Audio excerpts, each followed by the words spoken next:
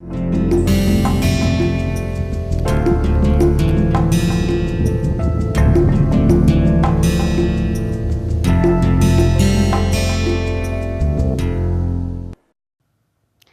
afternoon everyone, this is Priyanka Sharma. I am a PhD student working under Professor Raghunandan Sengupta, who is the instructor for this 3-module course Data Analysis and Decision Making. Currently we are in part 2 of this module. So far Professor Sengupta has discussed a lot of decision making techniques, for example AHP, utility theory and other multi-criteria decision making models.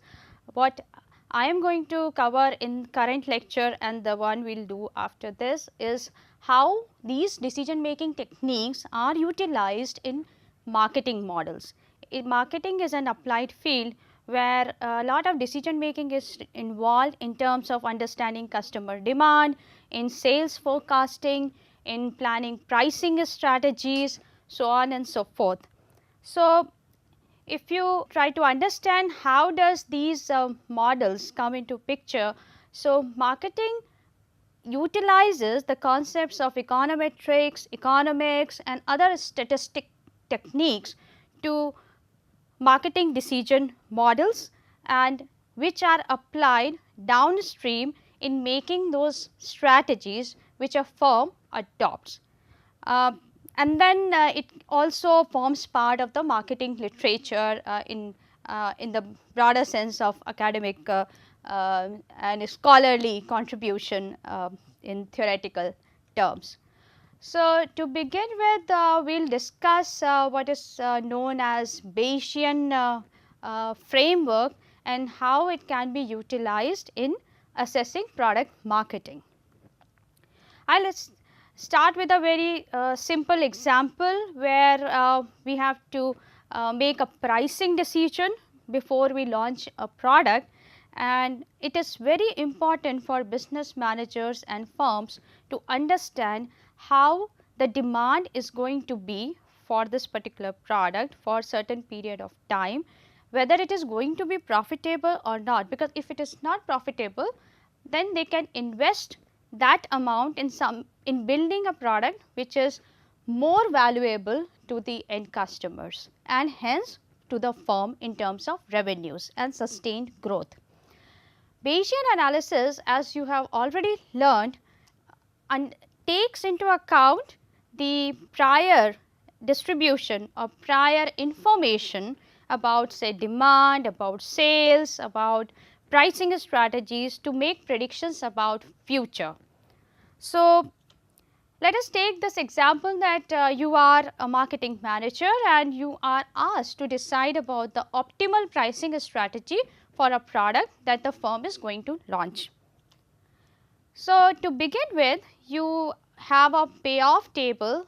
Suppose there are 3 segments in the market, you choose that way. You can choose any number of segments in the market, but broadly to make it a simplistic assumption, we take that there are segments with low, moderate demand and high demand, and you have 3 different pricing strategies. So, you have high price, you have medium price and you have low price, and these are the different payoffs which are associated with each of these segments and the pricing strategy.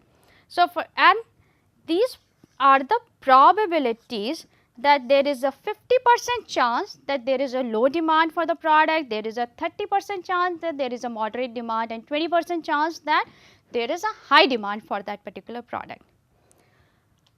These are all the prior probabilities. So, you do not know exactly how the futuristic market would be once you have launched the product, and based on this particular set of information you calculate the expected value. So, expected value as we see here is the probability of the market. For example, this is for low demand and the expected payoff.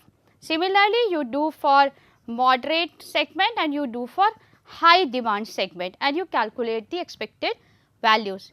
So, here in this case you see that a pricing policy with low price point is the optimal solution. However, your team choose to do a market analysis, a test marketing. A test marketing is an activity that a firm adopts to understand the market behavior, wherein you can distribute some free samples, sachets, some coupons, so that a set of customers can try that product and give you some feedback whether they are satisfied, they are not satisfied, and you take it back that information and make changes in the product or the strategy about that product, pricing, features, so on and so forth. So, you now do a test marketing based on whatever information you had earlier. The test marketing result again can be successful or not successful. So, for example, in this case we say that the test market results have low success rate, medium success rate or very high success rate, and we know what is the level of demand. We have three segments with low demand, medium demand and high demand, and these are the conditional probabilities of getting a particular test result given a certain kind of segment is there. For example, the probability of getting high success test result is 0.1 given that there is a low segment demand. What you do next is that you combine the results of test marketing with the prior probabilities that you had for different price points. So, for example, if you have a low success test market result and these are the prior probabilities for different segments for low, medium and high, you find out the conditional probability which we already had from the previous slide, and you find out the posterior probability, that what is the probability that the segment is actually a low demand segment given that the test result also showed low success. So, that is how you calculate the posterior probabilities for all the segments given that the test result fall into a certain category of low success, medium success or high success. Similarly, you calculate the posterior probability for medium success test result and high success test result. This has to be combined with the payoffs that you expect to get from different pricing policies. And similarly, the way you calculated expected value earlier, you again calculate the expected value, but now you have expected value for three different test market results, low, medium, high, and within those test market results you will have independent optimal values of the pricing policy. So, for example, we take the low success test market case and expected value we calculate as this is the payoff 100, 55 and minus 55. This is actually for the high price point strategy, and these 0.857, 0.086 and 0.057 are the revised or the posterior probabilities after we have taken the test marketing activity. So, in this case when there is a low success rate, you find out that the best choice is actually high price point strategy. Similarly, you can calculate for a low, moderate test market result and a high test market result, and you can modify your actions for that particular product strategy. So, this is a very simplistic example how we take into account the prior information to make predictions about the future conditional on certain values or activities or data that we have. So, it combines Bayes rule with the marketing information to predict the future strategies that the firm should adopt. Here we had actual probabilities. So, to understand the point, we took actual probabilities of how much what is the chance that the market demand is going to be low, medium, high, or what is the chance that the market test marketing is going to have low success rate or medium success rate or a high success rate. But in a large number of times we do not have those pointed numbers to be given for these probability distributions. So, what we next look into is something known as dynamic learning demand model, which is very widely used in inventory control, in supply chain management, and also in understanding customers' purchase decision making. For example, in the case of style or fashion goods, where the demand is extremely uncertain, we use dynamic learning to launch newer version of fashion goods. So, we suppose that there are endpoints in time where you have to make a pricing decision. So, you are a firm and you have to make a pricing decision for n different points in future, and we assume that they are of all unit intervals. So, you can say that every year you want to revise the price and you want to understand how the pricing should be done for say 10 years or 15 years from now. So, we assume that the demand in each period has a Poisson distribution, where the demand rate lambda is given by psi p into lambda, where this is something known as the base rate, and this factor psi is actually a function of price. Now, the functional form of demand is unknown. So, we do not know exactly what is the form in which the demand is going to be. So, we assume that psi p can take any of the k form, k functional forms starting from 1 to k. Each has a certain probability of occurrence, which is given by say theta j comma 0. And we say that this psi is again an exponential function of price. Exponential function of price or the exponential price sensitivity is widely applied in marketing applications. If you see, especially in the high tech sector or in say any of these electronics market, you will see that the price decreases exponentially over time. So, there is something known as price quality heuristic. So, higher the price initially, you will find that there is an increase in the sales, and slowly it goes down. So, the prices follow like this. If this is price and this is time, so it goes like this. So, now we have this exponential price sensitivity, and because we assume that the intensity of customer arrival is taken as a Poisson distribution. So, from the nature of that distribution, we can say that the density function of customer arrival will be given by this equation. So, for Poisson process, for say k occurrences of any event, you have e to the power, and suppose lambda is the mean rate of occurrence. So, Fk is traditionally given by this equation, and here in this case for us this lambda is the customer arrival rate. So, we plug in those those details to find out what is the density function of lambda. Now, we assume that lambda follows a gamma distribution with the parameters alpha and beta, where alpha is the scale and beta is the shape parameter. So, finally, the distribution of demand for a given price p conditional on demand function and the base rate. So, here comes the application of the Bayes theorem. So, where we say that we are trying to find out what is the demand.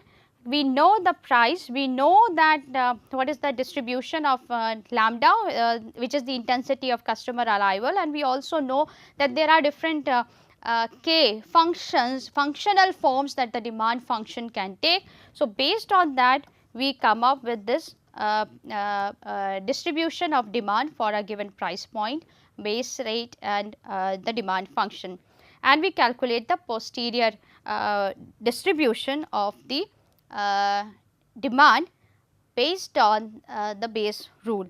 So, if the retailer charges a price P1 in the first period and realized demand in period 1 was X1, then we can find out the posterior distribution for lambda contingent on these values X1 and P1. And similarly, if we know the prior sales and the price for two periods, say X1 and X2, P1 and P2, we can find out the posterior distribution based on those values.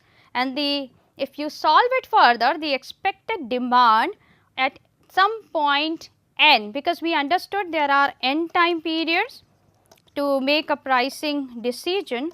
So, we can take that demand at some point n is actually given by this particular function, where alpha is the shape and beta is the scale parameter of the gamma distribution. So, that was one way that once you have the expected demand, you can actually calculate the revenue, expected revenue. So, the revenue would be demand multiplied by the price point, and you can actually see how the revenues are changing over a period of time, because price is again a function of time over here, and the objective function for the firm would be to maximize the revenues and find out the price at which the revenue is maximum. So, the idea in this particular example is that first of all we feel that the demand is something that is contingent on the price. Price is something that firm has to decide. Now, how will the firm decide the price? It will observe the demand, it will make predictions about the demand for certain period of time, and then it will try to maximize the revenue, considering that okay, this is the predicted set of demand for say 10 years to come. This is how I want to maximize my revenue, and what should be the price point to do that. Because there are also costs associated with it. There are cost of development, there are cost of commercialization, marketing and advertising. So, that will form as one of the constraints or budgets that the firm has.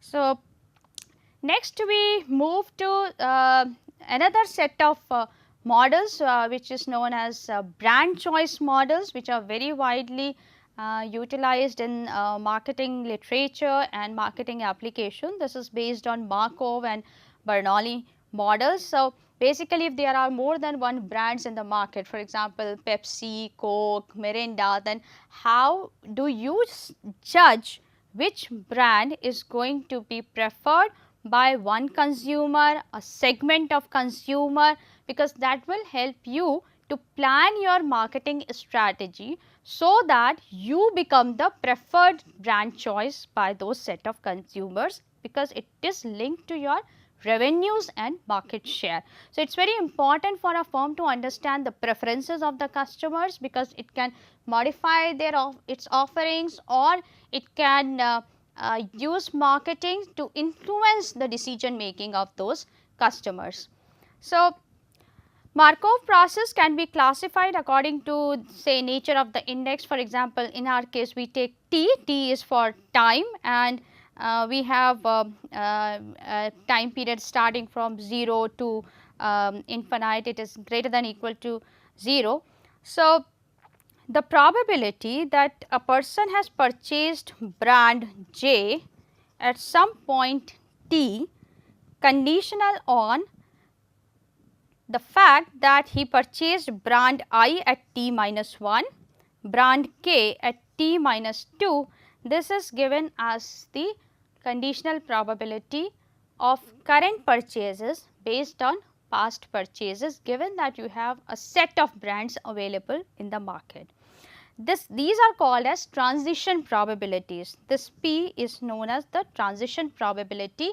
Why transition? Because you may have purchased a different brand in the previous time period, and now you are going to a different brand as the purchase decision choice. When we say Markov process, there is an hidden assumption that the probability that you are going to purchase brand J, given that you purchase I, K, so on and so forth in all previous time periods, is dependent only on x t minus 1 equal to I. Basically, it is only contingent on what was the prior purchase. So, we are not looking into x t minus 2, t minus 3, t minus 4 time periods. We are just looking into what was the last purchase decision. So, there are 0 order, there are first order, there are nth order Markov models. We will first discuss the 0 order model, and then we go to the first order model, and we will wrap it up with that discussion. So, in 0 order model, what we say is that the present purchase decision does not depend on any of the past purchase decisions. So, for here when we discussed, we said that Markov assumption is that probability of purchasing J, given that we purchased I in the prior time period, we do not make that assumption in the 0 order. 0 means that it is all independent choices at different time periods. So, probability that you purchase brand J at a given time is actually you just purchase brand J. It does not matter what you have purchased in the prior time period. So, if the random variable x takes one of only 2 values, suppose there are only 2 brands. So, either you will purchase that brand or you will not purchase that brand. So, and you have the probabilities p and 1 minus p of purchase and non-purchase, or pi and 1 minus p or pi of purchase and non-purchase. So, it becomes actually a Bernoulli distribution, where it's the probability of x equal to x is that this is the purchasing probability and this is the non-purchasing probability. So, for one customer we can say the expectation of purchasing x is given by pi, which is the purchasing probability, and if there are t number of purchase occasions for each customer in the population, we assume that all have the same purchasing or non-purchasing probability, then the expected number of purchases would be given by this equation. Now, we come to the first order model.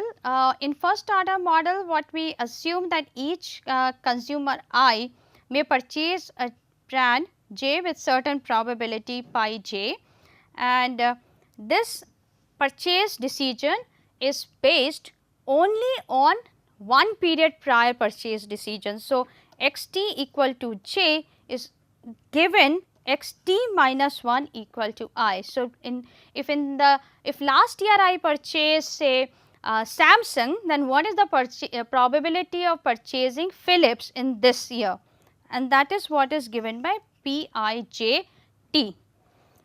We say that p I j t is between 0 and 1 because it is a probability, and the sum of all such transition probabilities is equal to 1. So, this is what is the difference between 0 order and first order. When we talk about nth order, then my purchase decision as of today would depend on last n purchase behavior. So, that will make it make the distinction between first order or nth order.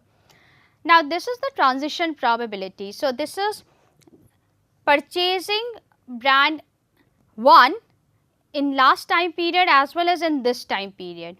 These are all the diagonal elements are important for the firm because they talk about something known as brand loyalty, because the customer continues to buy the same brand in different time periods, and these are the brand switching values.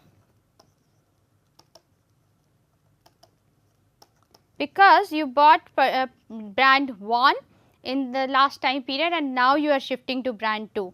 Last time you bought brand 1 and now you are shifting to nth brand. So, this is known as transition probability matrix for n different brands which are there in the market. So, in terms of numbers, to understand how it is utilized in decision making, we assume that the current period market share of different brands is say 0.5, 0.5, and there are 2 brands in the market, say for example Pepsi and Coke. So, in period t equal to 1, the predicted market share which can be computed are as per this. So, this is the transition probability matrix, that the loyalty factor, that there is an 80% chance that the consumer will again repeat brand 1, there is a 70% chance that the consumer will again repeat brand 2.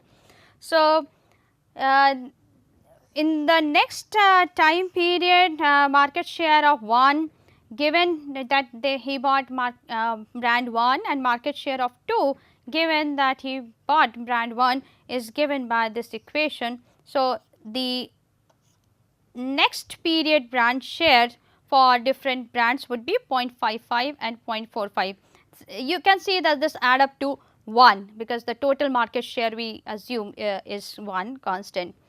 So, over a long period of time when we say that a steady state has reached. So, to calculate market share at some time t, you can use this formula, that initial market share multiplied by the transition probability till that particular time. So, Tp2 will be transition probability twice and Tp3 will be transition probability into 3. So, if you calculate this over time, you will find that the steady state market shares for brand 1 and brand 2 are 0.6 and 0.4. So, we started that they were equal in terms of market share, but over a period of time, the market share of brand 1 has increased. So, if depending on which brand are you in brand 1 or are you in brand 2 category, you will have to adopt a different advertising and marketing strategy to influence customers that you retain the market share for sustained growth and profitability. Another formula that you can utilize to calculate this steady state market share is probability 2 1 divided by probability of 2 1 plus probability of 1 2 and this. So, these probabilities are nothing but the transition probability, that how you are going to switch. So, the probability that the person purchased brand 2 given that he purchased brand 1 in the prior period divided by what is the probability that he purchased brand 2 now conditional on brand 1 in the prior period plus the probability that he will purchase 1 conditional on probability of purchasing brand 2 in the prior time period. So, this is another formula that you can use. Similarly, that if you have 4 brands in the market, you do a similar analysis the way we did for the 2 brand market in earlier case, and you can say that if you start with these market shares in time t equal to 0 and you calculate, you will find that the steady state market shares are these. So, what it means is that M2 brand 2 has actually increased the market share and brand 3 and brand 1 have actually lost the market share.